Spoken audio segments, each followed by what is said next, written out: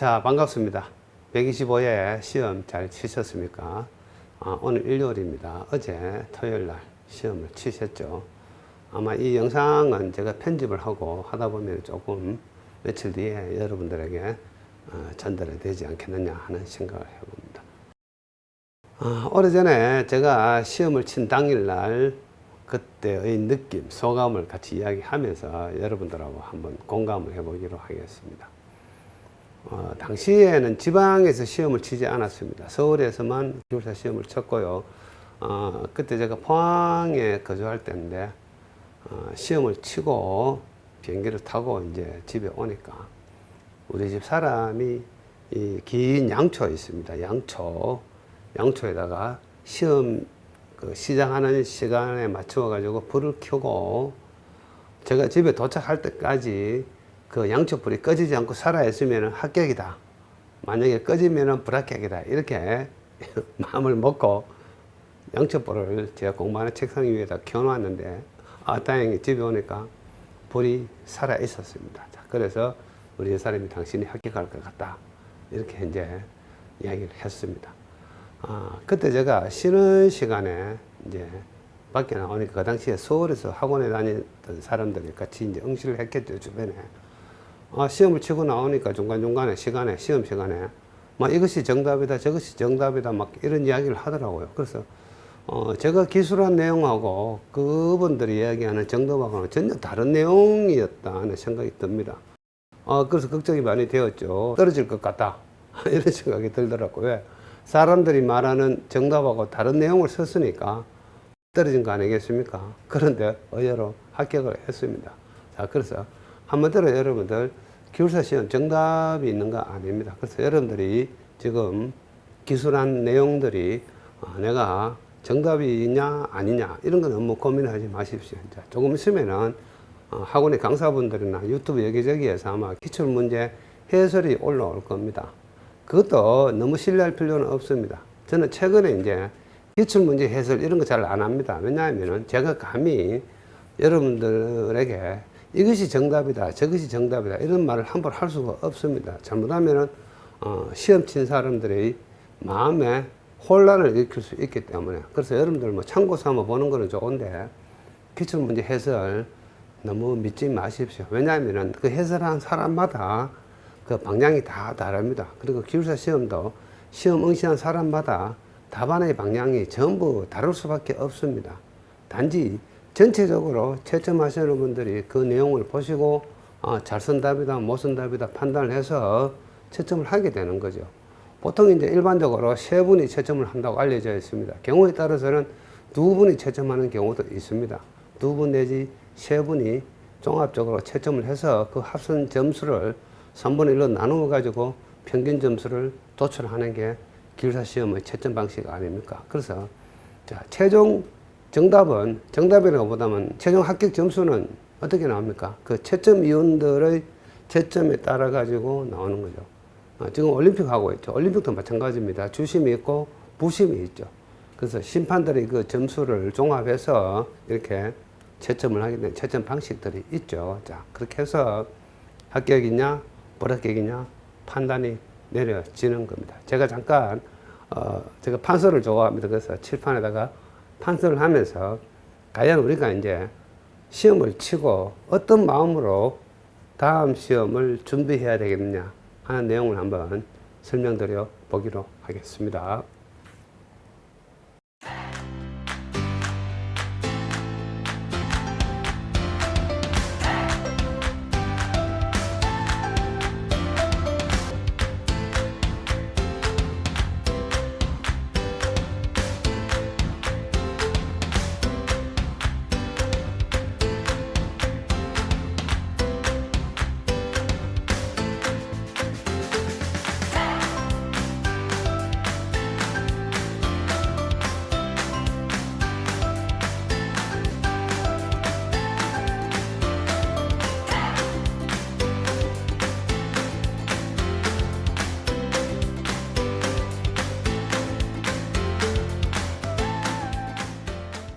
자, 그래서 우리가 일반적으로 이제 시험을 치러 가면은 어떻습니까?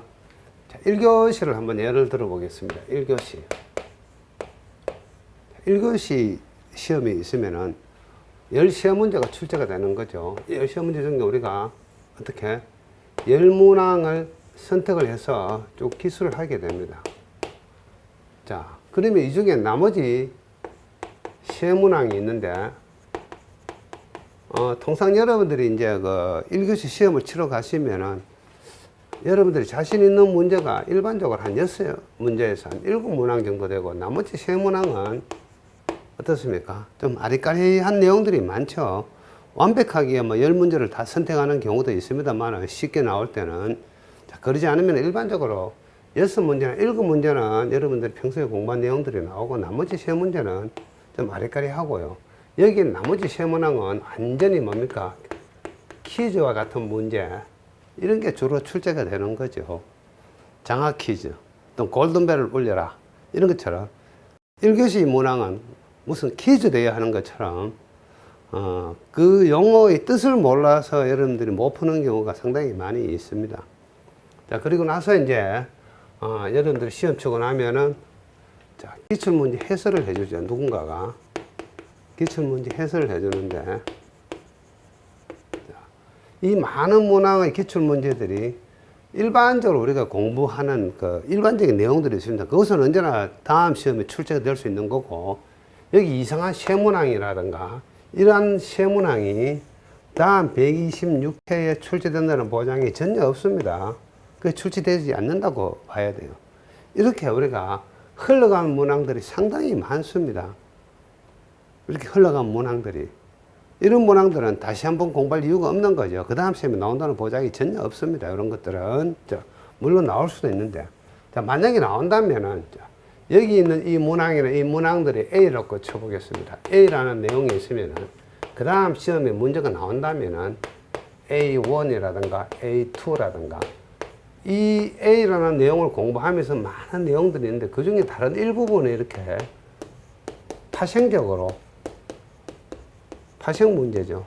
파생적으로 출제될 수는 있지만은, 이 문항 자체가 그대로 출제된다는 보장이 없기 때문에, 자, 다음 126회 대비하는 입장에서는 125회의 기출문제 해설은 별 의미가 없습니다. 단지 내가 이번에 시험을 치고, 자, 내가 이 시험 친 내용이 과연 어느 정도 내가 잘 썼는지를 조금 객관적으로 판단해 보기 위해서는 이것들을 참고를 할 필요는 있습니다만은, 이것을 가지고 다시 빼빠지게 공부할 이유는 전혀 없는 겁니다. 그래서 너무 큰 기출문제 해설에다가 의미를 두지 마시기 바랍니다.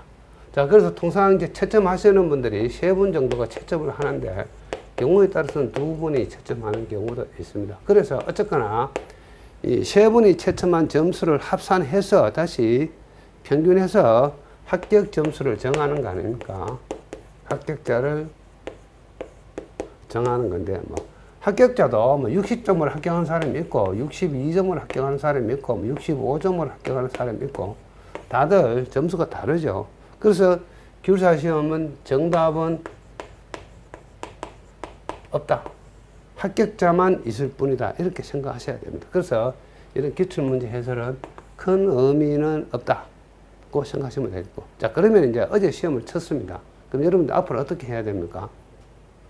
물론 내가 자신이 있다고 생각해서 공부를 안 할 수도 있지만은, 그래도 혹시 모르니까 계속해서 잠깐만 휴식을 취하고, 어떻습니까? 어차피 우리가 합격을 해야 되니까, 다음 시험 언제 있습니까? 이제 2021년도는 지나갔고, 2022년도 2월 달에 시험이 있죠. 자, 지금부터 우리가 8월, 9월, 10월, 11월, 12월, 1월, 장장 6개월간 이제 준비할 시간이 있습니다. 자, 이 6개월 동안에 여러분들이 얼마든지 이제 합격할 수 있는 공부를 할 수 있는 시간을 가지고 있죠. 자, 그러면은 나만 6개월 시간이 있는 게 아니고, 다른 사람도, 나의 경쟁자들도 역시 6개월이라는 시간을 가지고 있습니다. 자, 그래서 이 6개월을 어떻게 활용하느냐, 이게 엄청 중요한 거죠. 다음 시험 대비해서. 자, 그래서, 자, 여러분들 힘드시겠지만 잠깐만 휴식을 취하시고,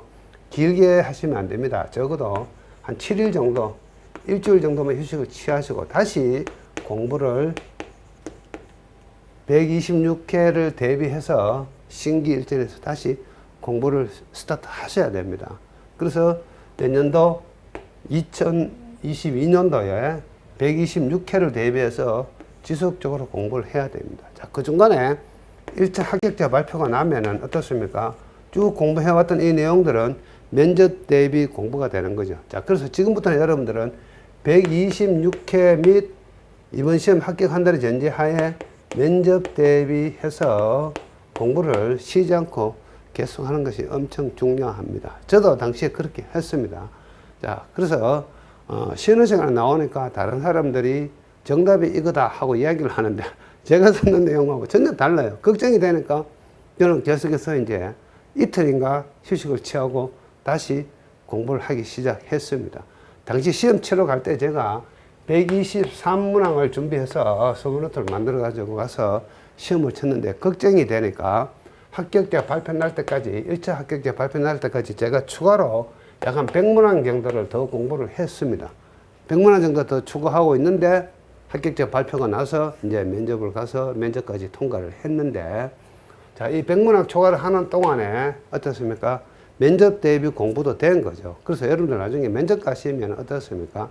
면접은 얼굴이나 인물 보는 게 아니고요.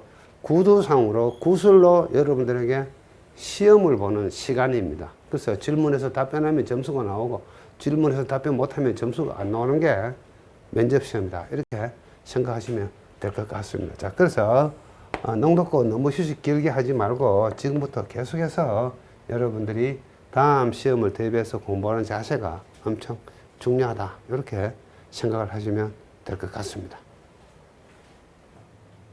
자, 그래서 물론 힘드시겠지만 이제 시험을 치시고 너무 긴 휴식을 취하지 말고 잠깐만 쉬셨다가 다시 내년도 2022년도 2월을 대비해서 126회 대비해서 지속적으로 공부를 계속해 나가시는 게 중요합니다.